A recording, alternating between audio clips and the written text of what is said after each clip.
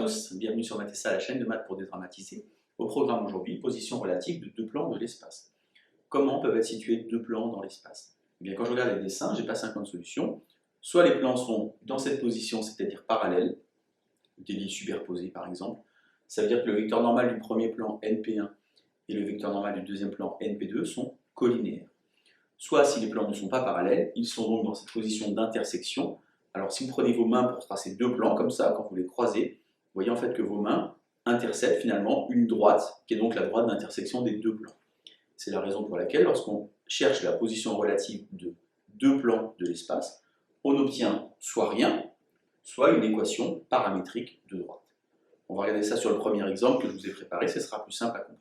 Alors, donc cet exemple donc, est donné donc par deux plans, P1 et P2, avec leurs équations cartésiennes respectives.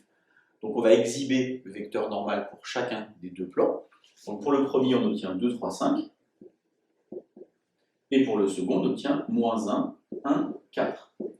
Sans aucun calcul, j'insiste bien, sans aucun calcul, je suis certain que ces deux vecteurs ne sont pas collinéaires. Pourquoi? Parce que sur les 6 coordonnées, j'ai une seule coordonnée négative. Et donc je ne peux pas trouver de nombre qui permettent de passer de l'abscisse de NP1 par exemple à l'abscisse de NP2, puisque ce nombre sera négatif, mais en même temps à côté, comme j'ai positif, positif, il n'y a pas de nombre qui existe. Donc je suis certain que dans mon exemple ici, je ne suis pas dans cette situation, c'est donc que les plans vont être dans cette situation, et je vais chercher donc la droite d'intersection. Qui dit intersection dit système. Le problème, c'est que le système ici, dont je dispose, est un système de deux équations à trois inconnus, et ça, je ne sais pas faire. Je dois donc poser un paramètre. Alors le paramètre, on peut l'appeler T, on peut l'appeler K, on l'appelle comme on veut. Et donc ce paramètre, on va le poser pour une des inconnues X, Y ou Z. Alors moi, j'ai choisi Z égale T, par exemple.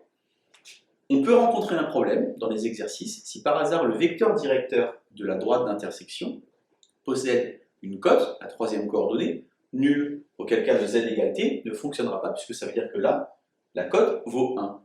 Si c'est ça, vous allez arriver à une incompatibilité dans l'exercice, vous revenez en arrière, vous écrivez à ce moment-là X égale T par exemple, et vous recommencez tranquillement.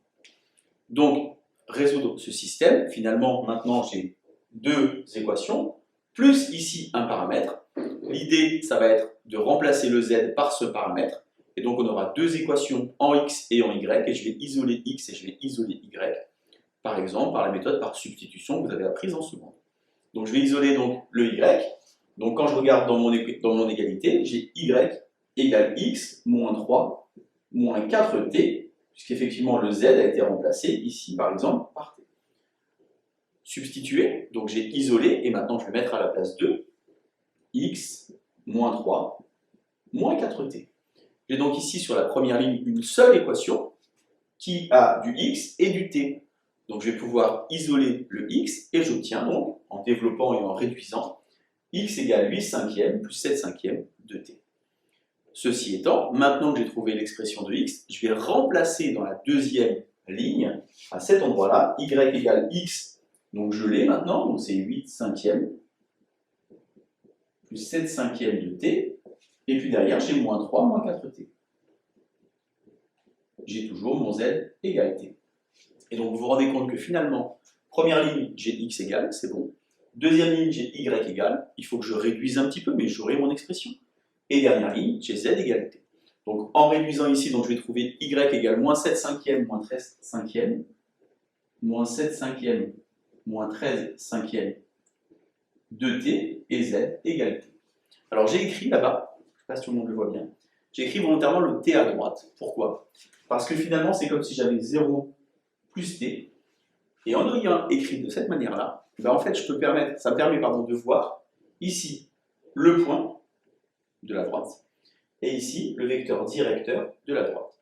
Je pourrais vérifier que mon travail est juste en prenant ce vecteur directeur qui est ici, et en évaluant le produit scalaire avec NP1 et avec NP2, et il faut que je trouve 0. Pourquoi il faut que je trouve 0? Parce que le vecteur finalement qui est là est le vecteur qui dirige cette droite d'intersection, et comme il est inclus dans le plan P1, NP1 scalaire U va faire 0, et comme c'est aussi inclus dans le plan P2, NP2 scalaire U va faire 0.